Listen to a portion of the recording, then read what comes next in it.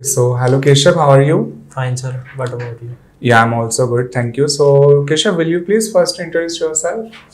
Sir मेरा नाम केशव है और मैंने बैचलर डिग्री में बीकॉम कर रखी है सर। बीकॉम किया आपने, वेरी गुड. हाँ जी।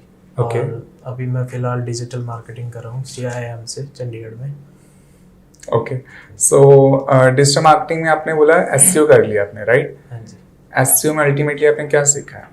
सर SEO में हमने सीखा है अभी SEO में जो हमारा रिजल्ट पेज होगा उसमें हम अपनी जो वेबसाइट है उसको कैसे रैंक कर सकते हैं। ओके.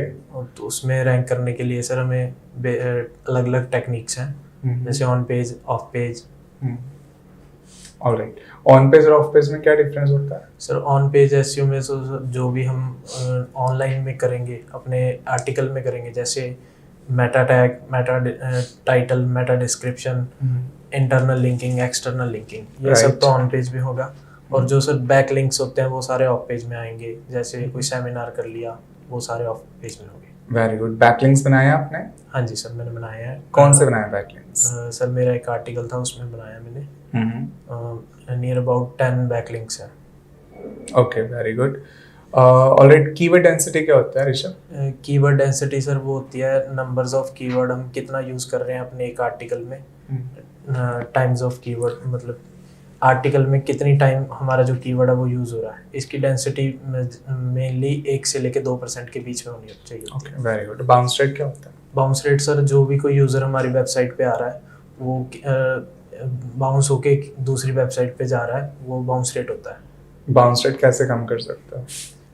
सर अब हमारा यूज़र एक्सपीरियंस बढ़ा के सर्च पेज की स्पीड बढ़ा के कम कर सकते हैं हम अपना। और अच्छा कंटेंट पब्लिश करके by using good graphics, okay, theme related colours use करके ये सब चीज़ें भी बाउंस रेट पे इम्पैक्ट डालेंगी. Alright, so will you please tell me TLD extension के बारे में सुना आपने?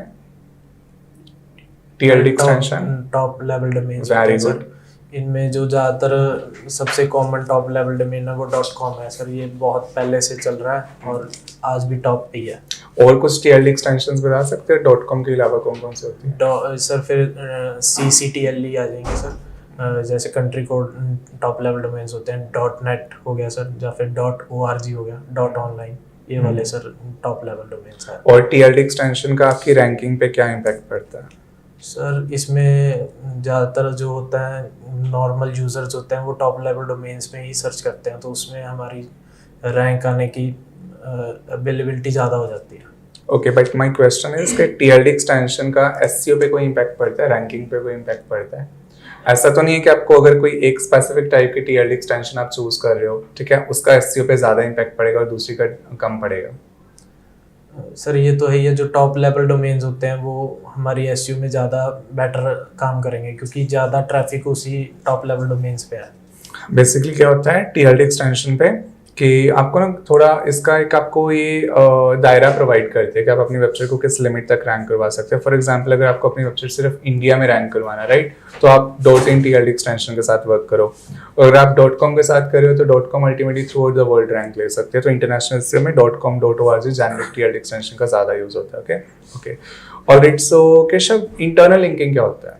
इंटरनल लिंकिंग सर ये होती है जैसे हमारे को 2 आर्टिकल्स हैं उनको हम आपस में लिंक कर देंगे, जैसे पहले आर्टिकल का लिंक दूसरे में डाल दिया, दूसरे का पहले में डाल दिया, तो वो इंटरनल लिंकिंग हो जाएगी सर। Very good. और एक्सटर्नल लिंकिंग? एक्सटर्नल लिंकिंग जैसे सर मेरे मान लो कोई फॉर एग्जांपल मेरे फ्रेंड का भी आर्टिकल है, मैं उसका लिंक उठा के अपने आर्टिकल में डाल रहा हूँ तो वो एक्सटर्नल लिंक हो गया मेरे लिए और उसके लिए बैक लिंक हो जाएगा।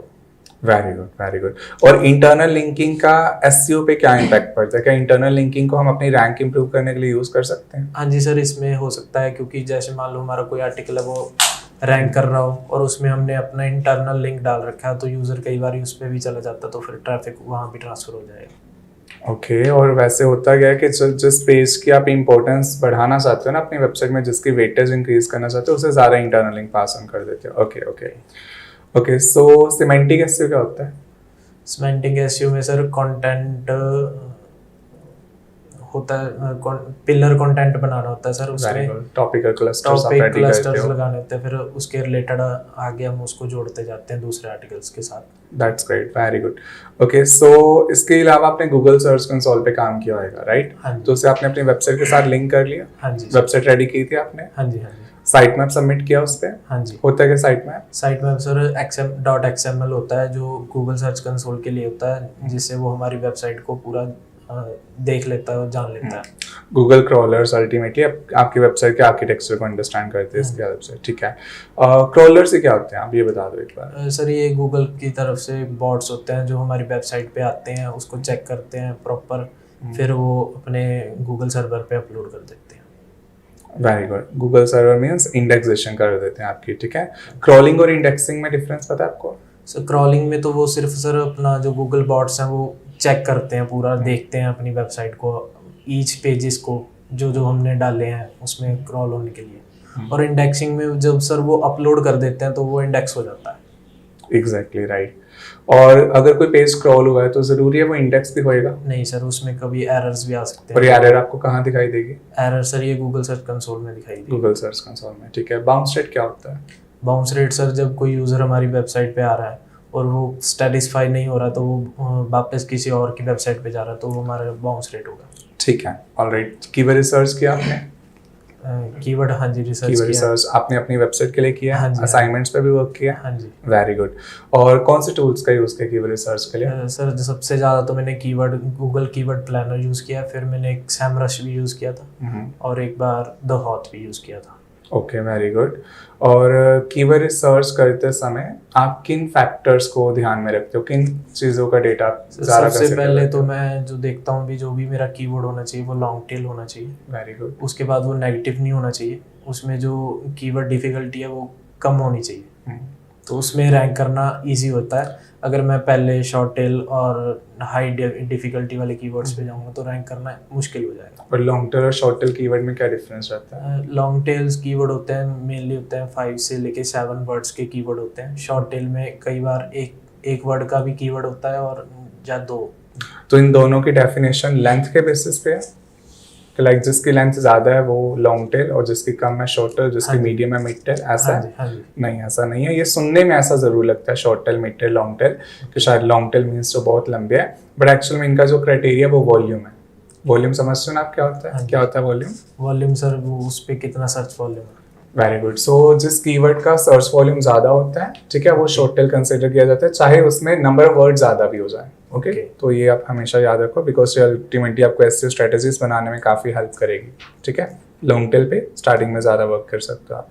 ऑलराइट, तो गूगल सर्च कंसोल और गूगल एनालिटिक्स दोनों आपने सेटअप किए हुए हैं? हाँ जी सर। ठीक है, क्या बेसिक डिफरेंस क्या दोनों में? सर गूगल सर्च कंसोल तो होता है हमारे वेबसाइट की सर्च परफॉर्मेंस चेक करने के लिए, उसमें जब कोई एरर आ रहा है तो वो हमें बता देगा। ठीक है। और जो गूगल एनालिटिक्स होता है वो यूज़र एक्टिविटी को मेजर करता है, अभी यूज़र आ रहा है, कहाँ जा रहा है, कितना टाइम स्पेंड कर रहा है वेबसाइट पे, वो गूगल एनालिटिक्स। राइट। और सर्च कंसोल क्या है? It presents the picture from the eyes of crawlers and Google bots, okay? Or analytics, it presents a behavior, right? User behavior to you. SSL क्या होता है? Sir ये secure socket list होता है जो हमारी वेबसाइट को सिक्योर रखता है और प्रिवेंट करता है हैकिंग से। जैसे नॉर्मली जो वेबसाइट्स होती हैं सर जो सिक्योर नहीं होती हैं वो HTTP पे खुलती हैं, जो हमारी वेबसाइट जब हम सर्टिफिकेट परचेज कर लेते हैं तो वो HTTPS पे खुलेगी। उसमें बेसिकली S का मतलब ये होता है सिक्योर। और कैनोनिकल लिंक पता है आपको क्या होता है?